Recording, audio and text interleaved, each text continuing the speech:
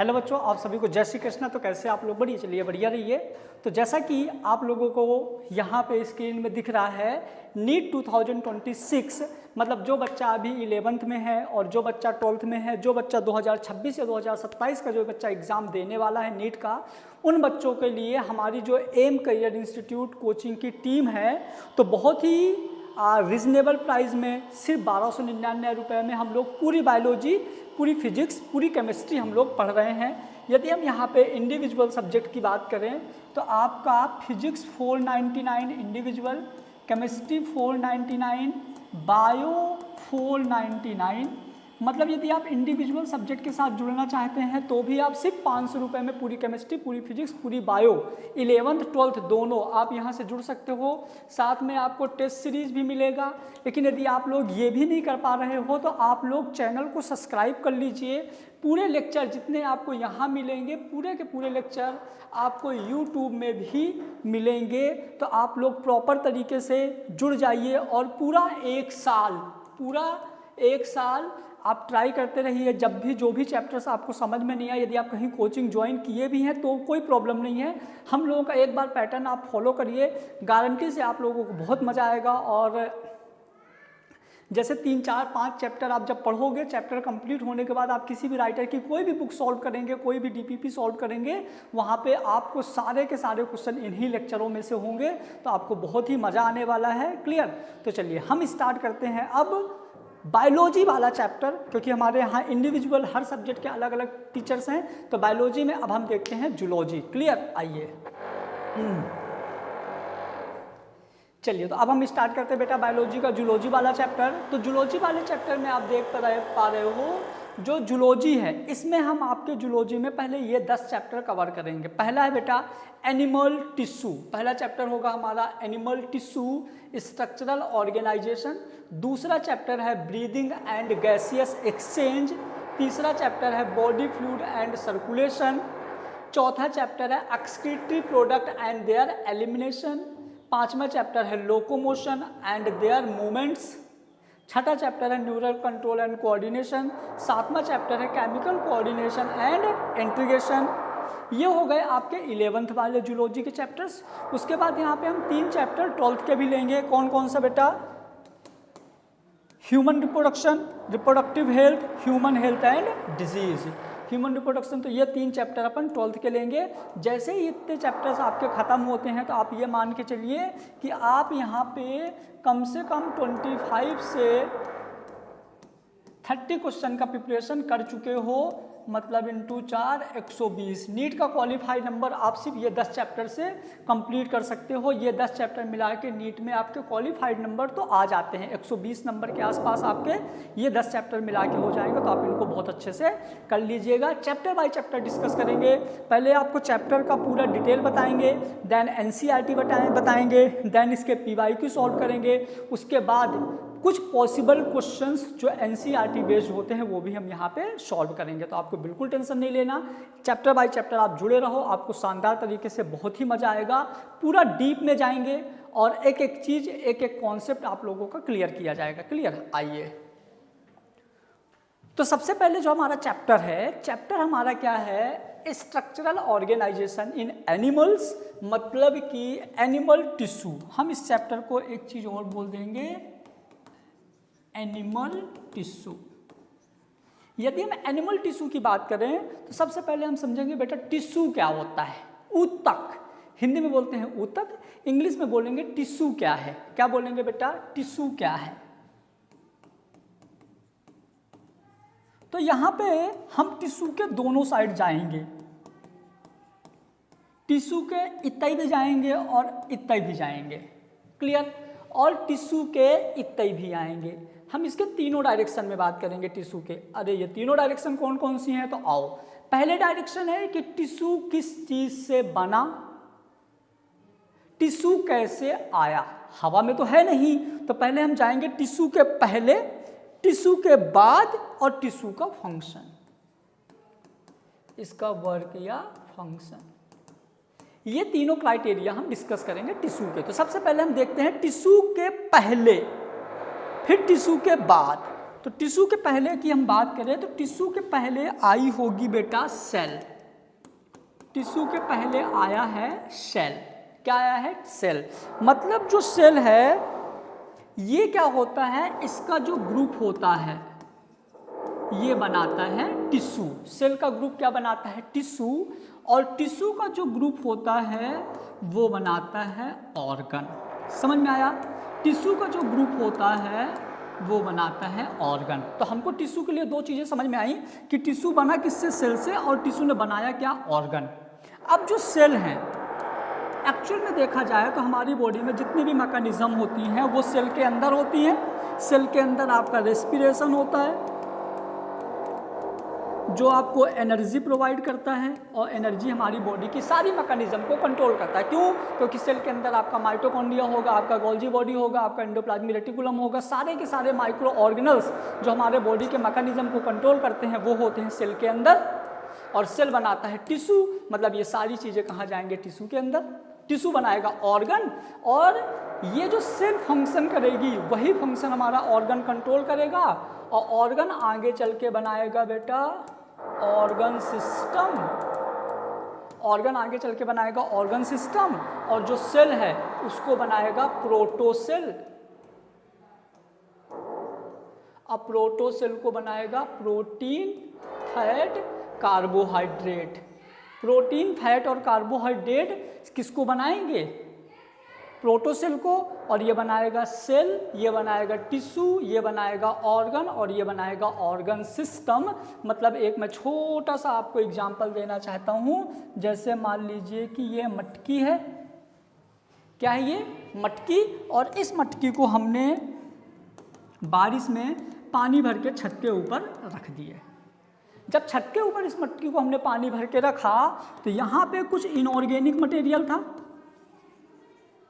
Inorganic material मतलब यहाँ पे कुछ प्रोटीन्स रहे होंगे, कुछ फैट रहे होंगे, कुछ कार्बोहाइड्रेट रहे होंगे, कुछ अमीनो एसिड्स रहे होंगे। मतलब इसके अंदर बहुत सारे मिनरल्स रहे होंगे। फिर यहाँ पे सनलाइट मिल गया, एयर मिल गया, और ये सारे के सारे ऑर्गेनल्स आपस में करे केमिकल रिएक्शन।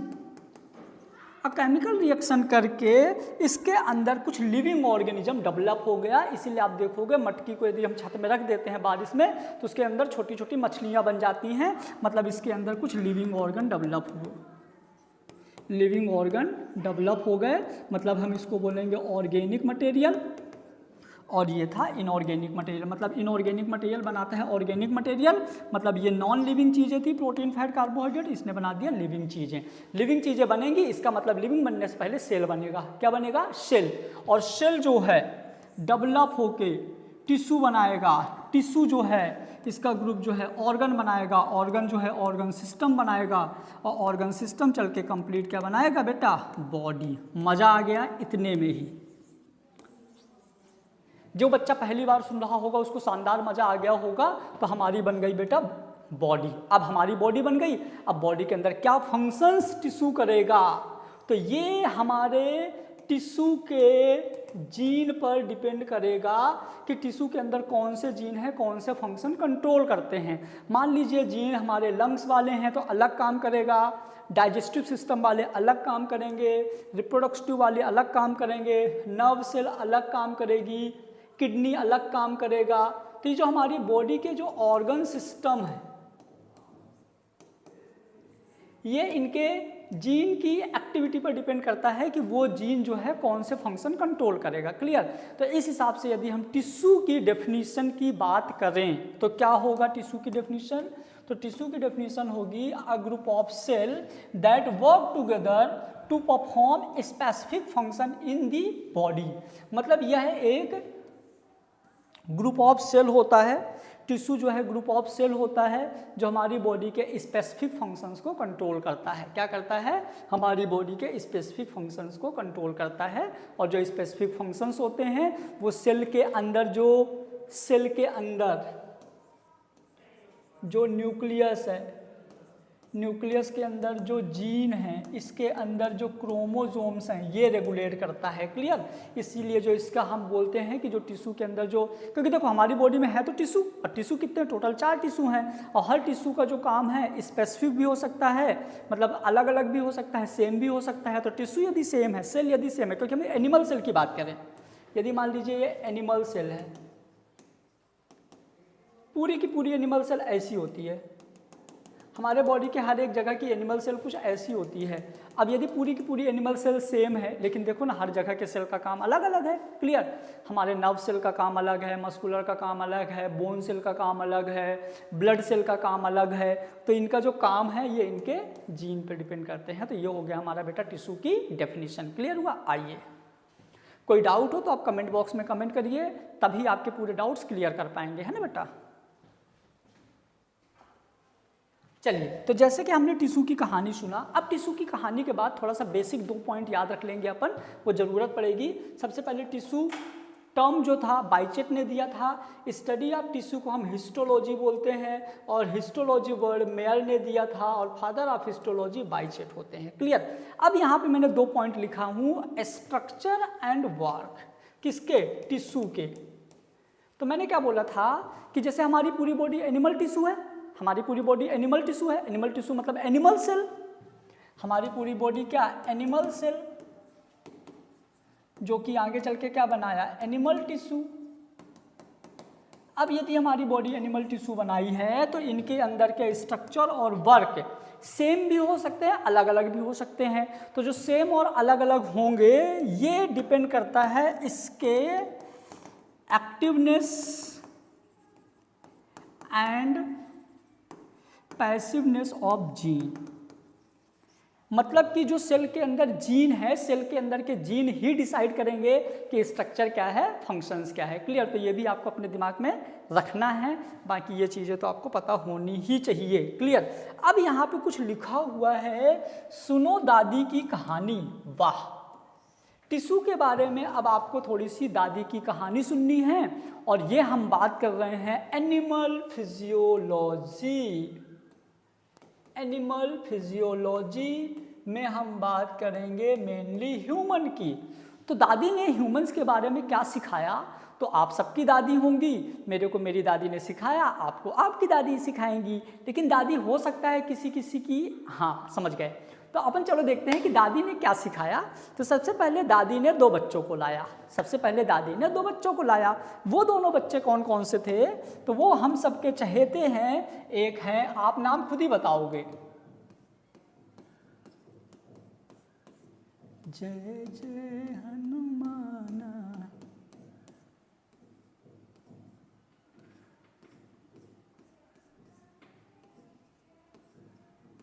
सुंदर कन्या। चलिए, तो कौन कौन होगी बेटा? तो ये है अपना टुक टुक, और ये है अपना रिमझिम।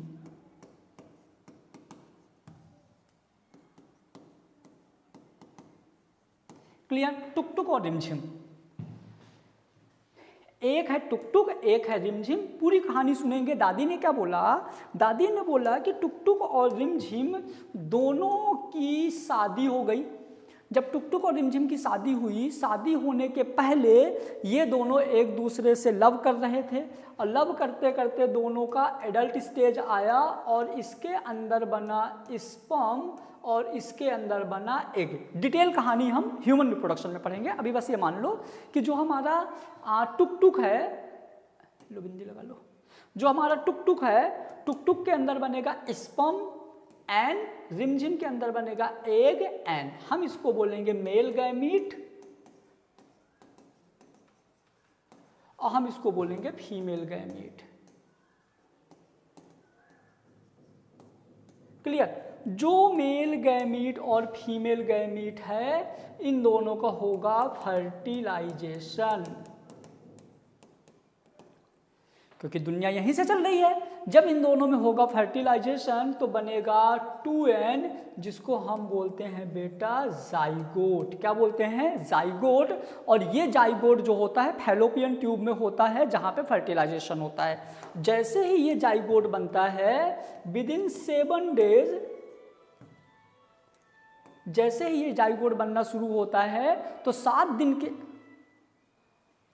ये बना बेटा जाइगोट। जैसे ही जाइगोट बनेगा तो 7 डेज के अंदर जाइगोट आता है फैलोपियन ट्यूब में। लेकिन हम जाइगोट की प्रोसेस समझेंगे। जाइगोट मतलब कुछ ऐसा, देखो मजे की बात सुनना। जाइगोट मतलब ये N, जो 2N है ये जाइगोट है।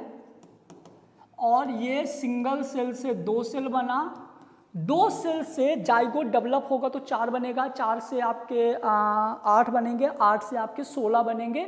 जैसे 16 सेल स्टेज में आता है तो हम इसको बोलते हैं मॉरूला। ये क्यों बता रहा हूँ, दादी ने ये कहानी क्यों सुनाया, इसको ध्यान से सुनेंगे तो ये होता है मॉरूला स्टेज। मॉरूला स्टेज क्यों बोलते हैं, क्योंकि ये अभी जो एम्ब्रियो, ये जो जाइगोट आगे चल के डेवलप होगा तो मॉरूला स्टेज, क्योंकि ये मलबेरी फ्रूट्स के जैसे दिखता है, मॉरूला स्टेज के बाद ये आगे डेवलप होता है और इसकी सेल जो है अरेंज हो जाती हैं, इसकी सेल अरेंज हो जाती हैं। और मॉरूला के बाद ये बनाता है बेटा अरेंज होके, इसकी सेल अरेंज हो गई और ये बनाता है नेक्स्ट स्टेज जिसको हम बोलते हैं ब्लास्टूला। क्या बोलते हैं, ब्लास्टूला। इसको हम बोलेंगे ब्लास्टूला स्टेज। और ये ब्लास्टूला स्टेज में क्या होगा, यहाँ पे कुछ ऐसी लेयर बन गई, देखो यहाँ कुछ सेल बन गई ऊपर, ये सब डिटेल हम बाद में डिस्कस करेंगे। और यहाँ पे कुछ ऐसा सेल बन गया, ये क्लियर हुआ। तो मॉरूला के बाद ब्लास्टूला स्टेज में, ब्लास्टूला के बाद जो न्यू स्टेज आएगी वो होगी गैस्टूला। ब्लास्टूला के बाद जो आएगी वो होगी गैस्टूला। और गैस्टूला स्टेज में 3 जर्मिनल लेयर कंप्लीटली डेवलप हो जाती हैं। एक बनती है जो सबसे नीचे है ये वाली लेयर, जिसको हम बोलते हैं एंडोडर्म। एक बनती है इसके ऊपर,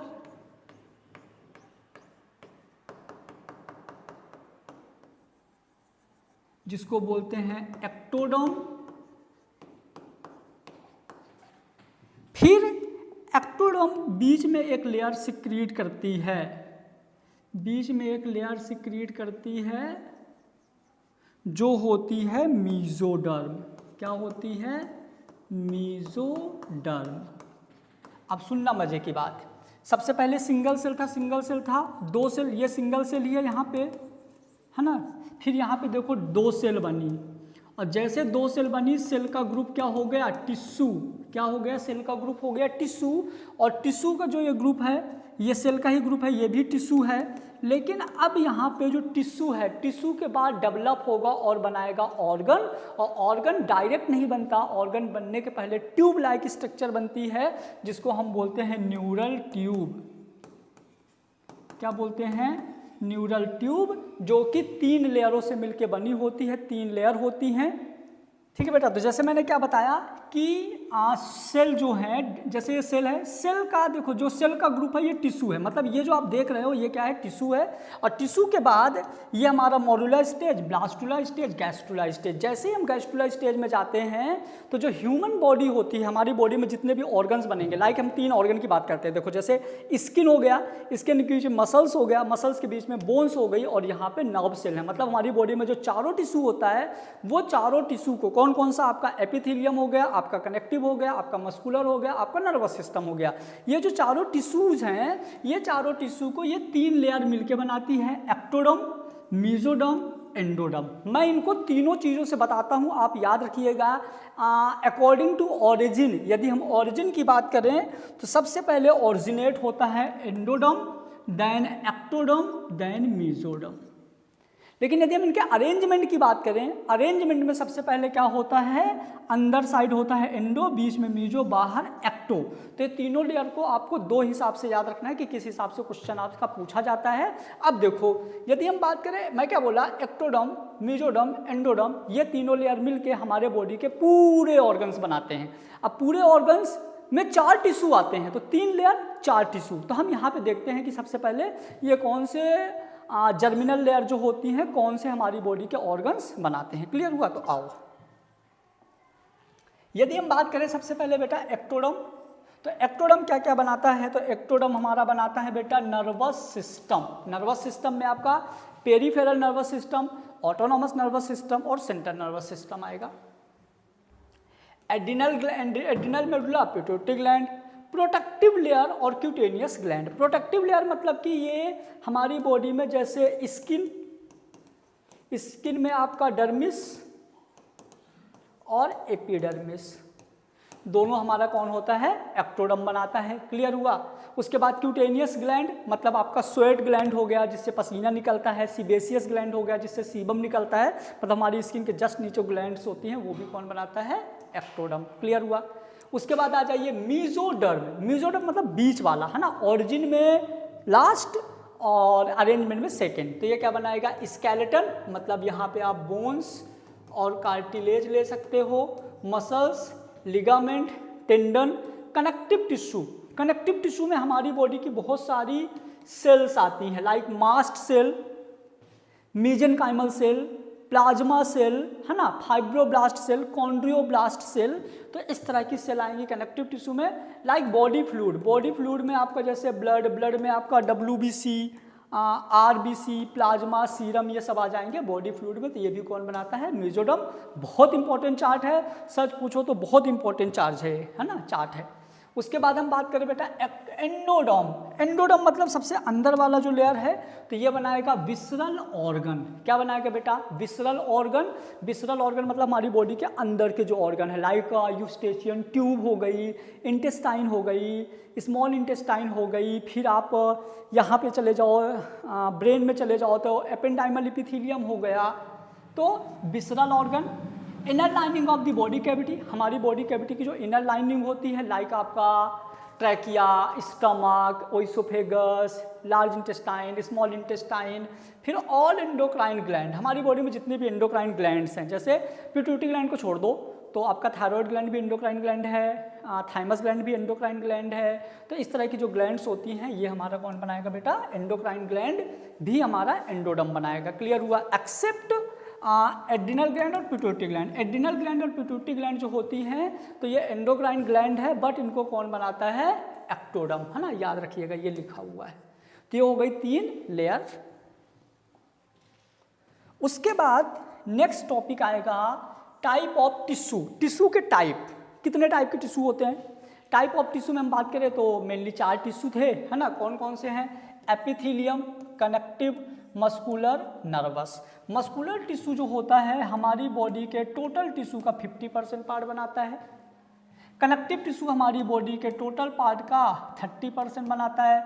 10% एपिथेलियम बनाता है और 10% नर्वस टिश्यू बनाता है। टोटल 100% इन आवर बॉडी, हमारी बॉडी का 100% पार्ट जो होता है वो ये लोग मिलके बनाते हैं। क्लियर हुआ? मतलब यदि हम बात करें हमारी बॉडी में कौन सा टिश्यू कितने % होता है, कितने % उसका रोल होता है, तो एपिथेलियम जो प्रोटेक्टिव लेयर होती है, हमारी बॉडी के प्रोटेक्शन का काम करती है।